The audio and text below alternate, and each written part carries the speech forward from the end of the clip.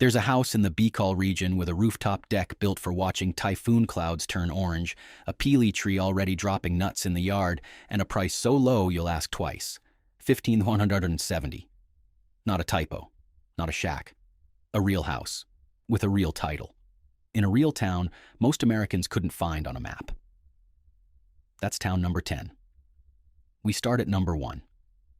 10 Philippine towns where retirees are buying villas for under $33,000. Let's go. The average American home costs $420,000. The average American retirement pays out $2,000 a month and a mortgage that doesn't care that you're 68. You've been told that's on you. That you should have saved more, worked longer, wanted less. That's not true. That's an arithmetic problem wearing a guilt trip. Every town on this list is real. Every price is what a licensed listing is actually asking this month, not a number some blog wrote down in 2019 and never touched again. And here's the twist that makes this exact video possible right now and not 6 months ago. The peso just hit a record low against the dollar. 61 pesos to $1, the weakest it's been in years. Every house on this list got cheaper in dollar terms since the last time anyone made this video. Your timing is an accident, and it's working for you. 3 tests, same as always. 1, a real house. Not a slab, not a promise, not a lot with a stake in the ground. A roof, a gate, walls that are actually finished. 2, a hospital close enough that close enough isn't a joke. 3, Americans already living nearby, so you're not the experiment. You're just late.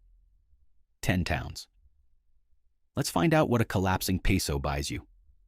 One thing first, because it's the top comment on every video like this. You can't own land in the Philippines. Article 12 of the Constitution. Doesn't matter how long you've lived there. Doesn't matter how much you offer. But read it again. It says land. It doesn't say house. You own the villa outright. You lease the ground under it. 25 years. Renewable for another 25. 50 years on a lease you signed at 65 outlives you. Married to a Filipino citizen, the land goes in their name, never yours, and that's how a lot of the Americans on this list did it. And some of these are condo titles, not house and lot. Those you own flat out, same as a condo in Florida. As long as foreign buyers stay under 40% of the building, which every development built for this market already plans around. The retiree visa changed too, and it's worth knowing before you fall in love with a house. As of the reform last September, the Special Resident Retirees Visa dropped its minimum age from 50 to 40. Deposit starts at $15,000 if you're 50 or older with a pension. It climbs to $30,000 or more without one. That deposit isn't a fee you lose.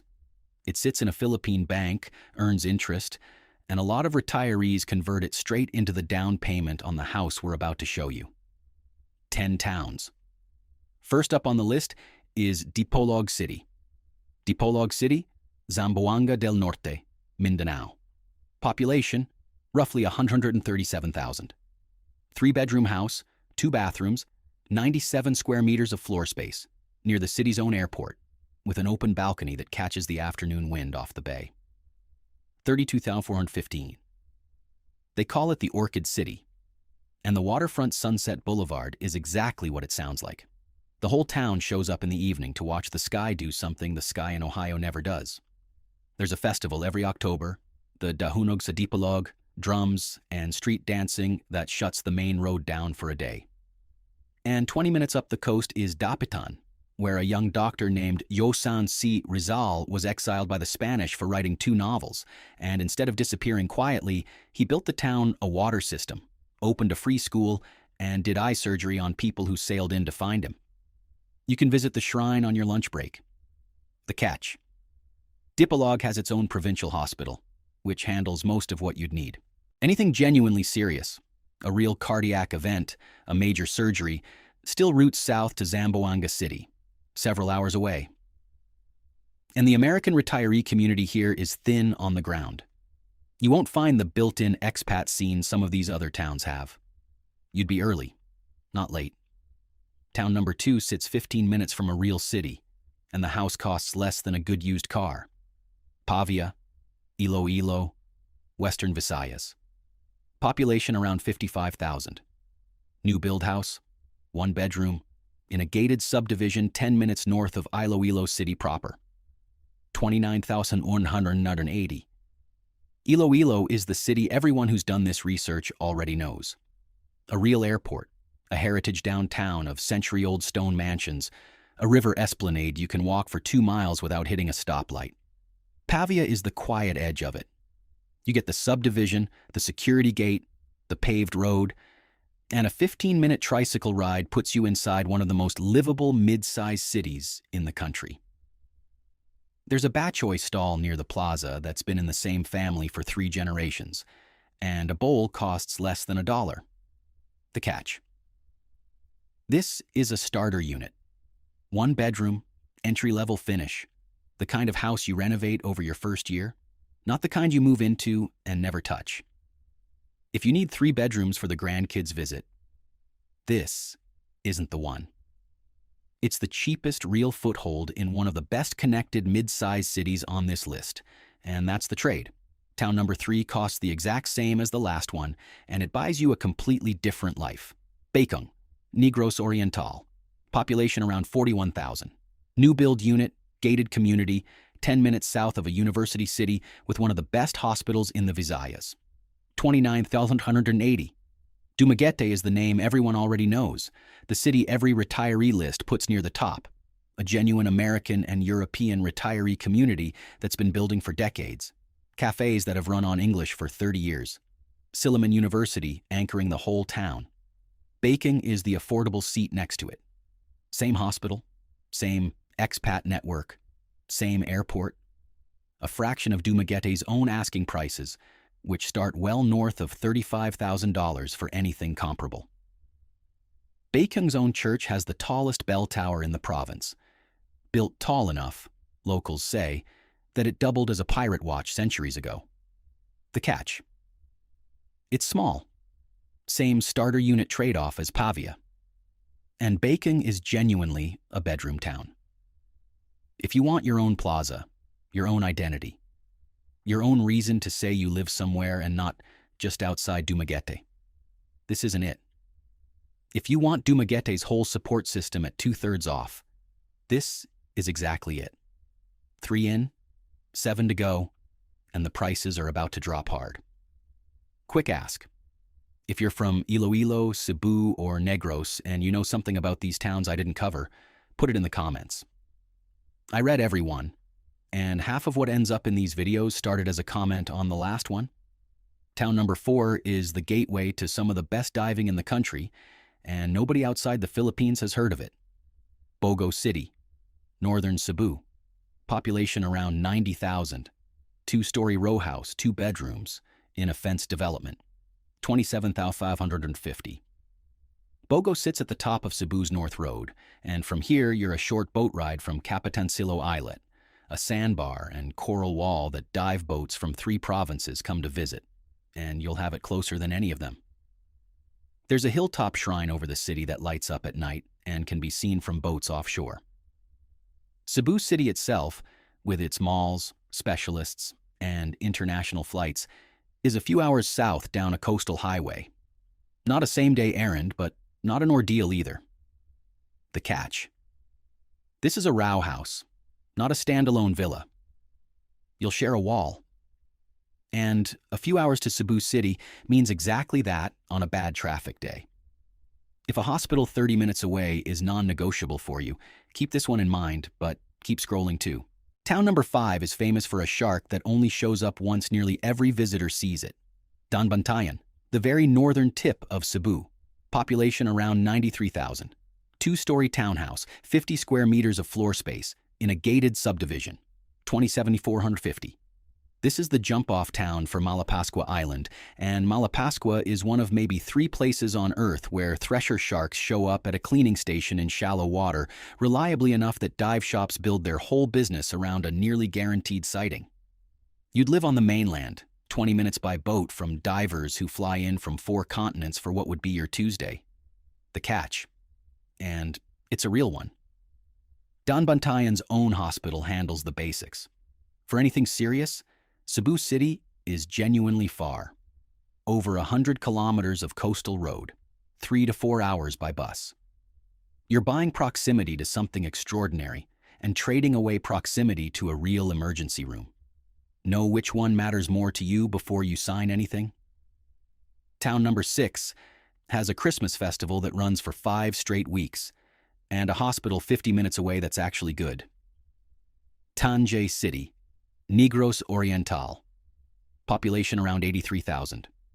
2-story townhouse, 2 bedrooms, 41 square meters of floor space. $23,100. Tanjay has its own heritage. The Mojon Church looks like something out of a postcard nobody printed yet. And the old Casa Grande from the sugar milling era still stands as a reminder of what built this whole coast. But the real number here is the one right down the road. 31 kilometers. About an hour by shared van sits Dumaguete, meaning you get a genuine tertiary hospital, Silliman University Medical Center, without paying Dumaguete or even Bacong's asking price. This is the 3rd town on this list plugged into the same medical and expat lifeline, and it's the cheapest door into it by a wide margin. The catch. An hour is an hour. On a bad day, in bad weather. It's not a quick trip. And Tanjay itself, outside the festival season, is a working town, not a resort. Concrete streets, a market, tricycles. The beauty here is what it connects you to, not what's outside your window. Halfway through, and if this is useful to you, hit like right now. It takes 1 second, and it's genuinely the only reason a video like this reaches 10,000 people instead of 100,000. And drop a comment telling me which of these 10 you'd actually get on a plane for. I want to know before we finish the list. Town number 7 is nicknamed Little Hong Kong, and the price makes that joke land harder than it should. Pagadian City, Zamboanga del Sur, Mindanao. Population around 207,000, provincial capital. 1-bedroom unit, low-cost accredited housing. 19,150. The nickname comes from the stilt houses built out over Ilana Bay.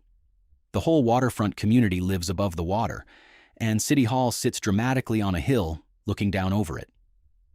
Pagadian Boulevard is a genuine waterfront promenade, and every January the Pasalamat Festival brings a fluvial parade right past it. This is a real provincial capital, with its own hospitals, its own city government, its own airport. The catch, and I'll say it plainly because pretending otherwise would be dishonest. This part of Mindanao has carried a security reputation for years, some of it dated, some of it still fair depending on exactly where you are. Pagadian proper is calmer than the headlines about the wider region suggest, but do the current research yourself before you book anything. This is the one town on this list where ask someone who's actually there right now matters more than anything I can tell you from here. Town number 8 sits at the top of Mindanao, at the doorstep of some of the best surf and diving in the country, and entry-level houses here start under $20,000. Surigao City, Surigao del Norte. Population around 154,000. Entry-level house and lot, starting around 19,450 hours. Surigao is the ferry gateway to Siargao, the surf island every 20-something on Instagram has already discovered, which means Surigao City itself gets the airport, the port, the hospitals, and almost none of the inflated pricing. You get a real city with a real harbor and a jumping-off point to some of the best waves in Southeast Asia, 20 minutes across the water, without paying Siargao's own asking prices, which run many times higher. The catch. Surigao is a working port city first and a beach town second. If you need paradise outside your window every morning, you'll be commuting to it by boat. And listings at the very bottom of this price range tend to be smaller units on tighter lots. Do the walkthrough before you wire anything. Town number 9 sits between 2 of the most famous dive towns in the entire Philippines, and almost nobody stops here. Barili, southern Cebu. Population around 81,000.